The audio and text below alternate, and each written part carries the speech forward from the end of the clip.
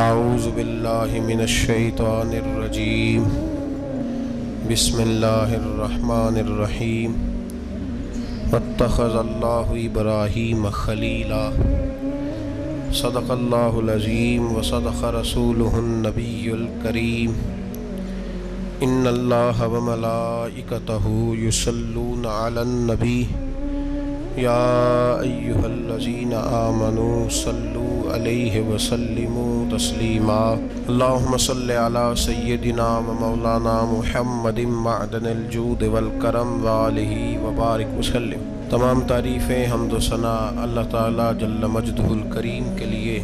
زاں بعد درود و سلام نبی محترم شفیع محتشم آقا کل ختم رسول دانائے سبل احمد مجتبیٰ جناب حضرت محمد مصطفیٰ صلی اللہ تعالیٰ علیہ وسلم کی ذات والا صفات کے لیے حمد و صلات کے بعد، عزیز دوستو، بزرگوں اور بھائیوں، حضرت سیدنا ابراہیم خلیل اللہ علی نبینا علیہ الصلاۃ والسلام کا تذکرہ قرآن مجید نے کئی جگہوں پہ بیان فرمایا ہے۔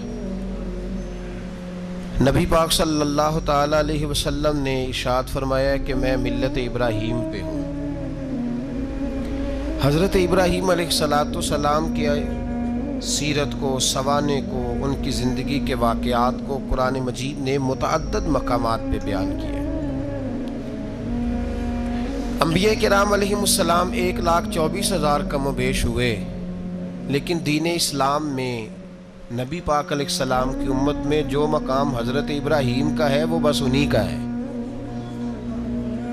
ان کی زندگی ایک بڑی خوبصورت، بڑی منفرد اور مسلمانوں کے لیے بڑی اسوہ نور دینے والی زندگی ہے۔ نبی پاک صلی اللہ علیہ وسلم نے فرمایا میں اپنے باپ حضرت ابراہیم کی دعا بن کے دنیا میں آیا ہوں۔ اور پھر محبوب پاک سید عالم صلی اللہ تعالیٰ علیہ وسلم نے اپنی امت میں بھی جناب ابراہیم کے طریقے کو جاری رکھا۔ صحابہ نے قربانی کے بارے میں حضور سے پوچھا ما ہذہ الاضحیہ، یا رسول اللہ صلی اللہ علیہ وسلم یہ قربانی کیا ہے؟ تو فرمایا سنت ابیکم ابراہیم، یہ تمہارے باپ حضرت ابراہیم کا طریقہ ہے، یہ تمہارے باپ حضرت، حالانکہ قربانی نبی پاک صلی اللہ علیہ وسلم کا بھی طریقہ ہے، لیکن فرمایا تمہارے باپ حضرت ابراہیم کے ذکر کو باقی رکھا۔ اللہم صلی علی محمد وعلی آل محمد کما صلیت علی ابراہیم وعلی آل ابراہیم، ان کے تذکرے کو باقی رکھا دین کے اندر۔ حضرت ابراہیم بڑی امتیازی شان والے نبی ہیں، بڑی امتیازی شان والے۔ رب کریم کا وہ دوست جس نے کوئی چیز بچا کے نہیں رکھی، ہر شے ہی اپنے رب کی بارگاہ میں پیش کر دی۔ چند چیزوں سے انسان کو بڑا پیار ہوتا ہے، گھر اسے بڑا پیارا ہوتا ہے۔ وہ بڑا خوبصورت ہوٹل، 5 سٹار ہوٹل میں رہا، وہ اسلام آباد گیا، کسی سفر پہ گیا تو بڑے اعلیٰ قسم کے اس کو کھانے ملے، بڑی چیزیں ملی، لیکن کبھی دائیں کروٹ کبھی بائیں کروٹ۔ تو ساتھ بیڈ پہ دوست تھا تو اس نے کہا صاحب سو جاؤ، تو اس نے کہا یار جو مزہ اپنے گھر میں سونے کا ہے وہ کسی اور جگہ تھوڑی ہے۔ گھر بڑا پیارا ہوتا ہے، انسان لگاؤ ہوتا ہے، جس بے تکلفی سے، سکون سے، آرام سے انسان اپنے گھر میں وقت بتاتا ہے، کہیں اور مشکل ہو جاتا ہے۔ دوسرا، انسان کو اولاد بڑی پیاری ہوتی ہے، بڑی عجیب شے، نہ ہو تب بھی بڑا دکھ ہے، اور ہونے کے بعد بھی اس کی بڑی آزمائشیں ہیں۔ یہ بڑی ایک میٹھی چیز ہے۔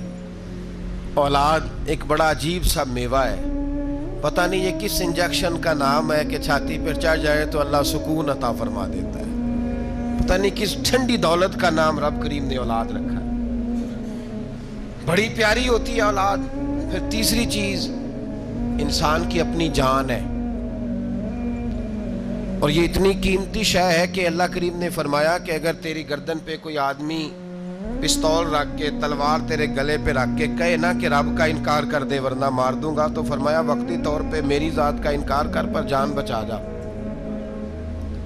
اگر تو مرنے کے قریب ہو گیا ہے اور حرام شے کھائے بغیر تو بچ نہیں سکتا، مر جائے گا، تو فرمایا چل تو اس طرح کر، حرام کھا کے جان بچا، پر جان بچانا فرض ہے، ضروری ہے۔ وطن بڑا پیارا، اولاد بڑی پیاری، جان بڑی پیاری، پر حضرت ابراہیم سے رب کریم نے فرمایا چل ابراہیم کوئی چیز دے، تو کہا یا اللہ تینوں ہی تیرے نام پہ قربان کرتا ہوں، تیری ہوئی ساری، ہر شے تیری۔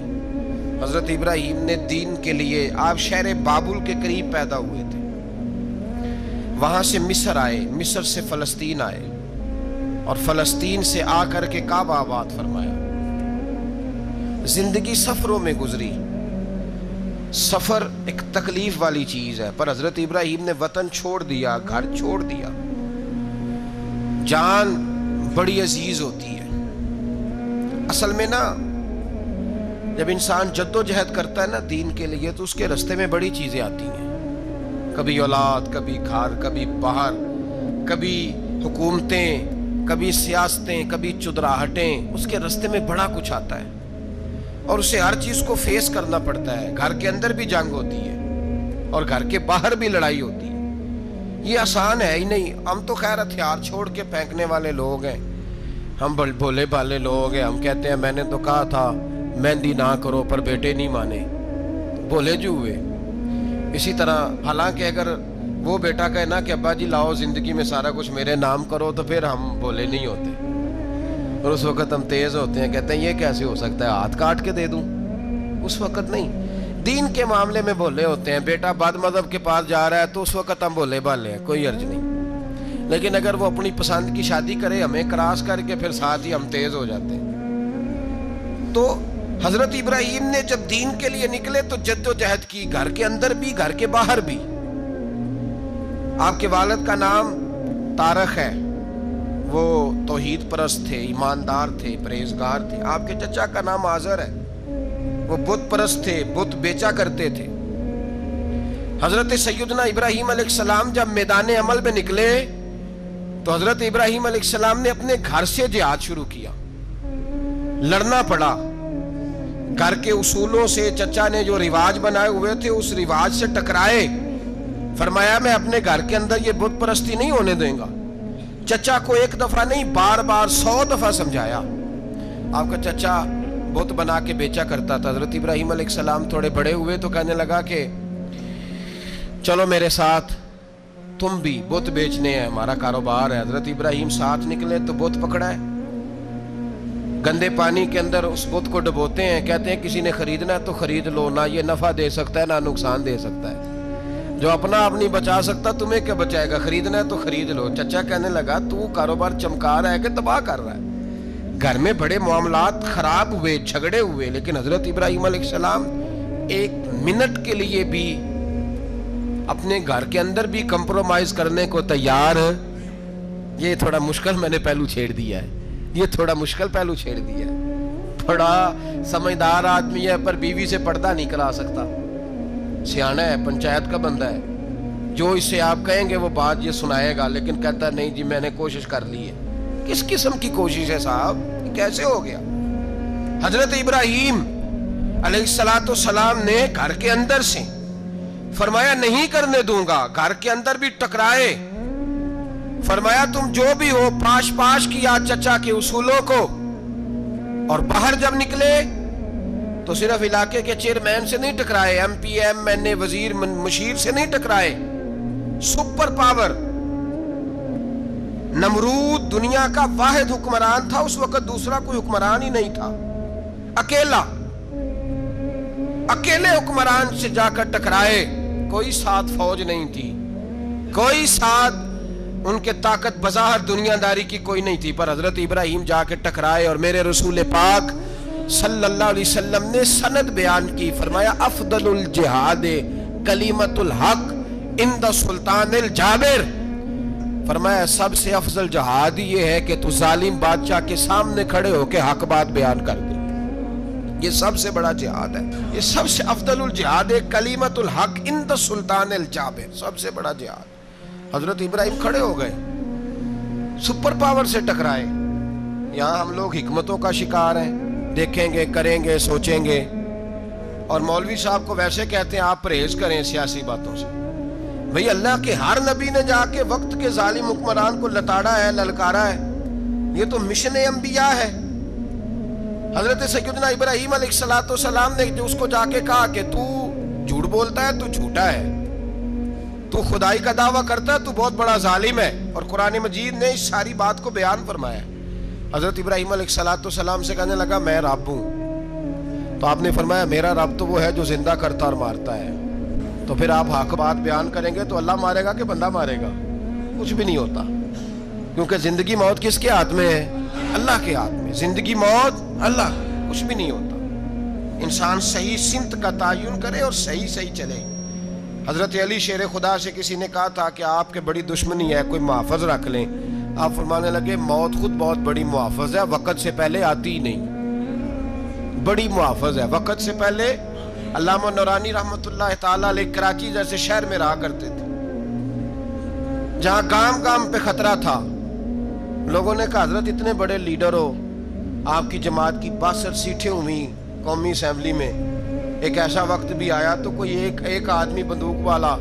آپ فرمانے لگے مجھے ضرورت ہی نہیں, اس لیے کہ جس خدا رسول کے لیے میں نکلا ہوں وہ خود ہی حفاظت کرنے والے ہیں, ضرورت نہیں ان چیزوں.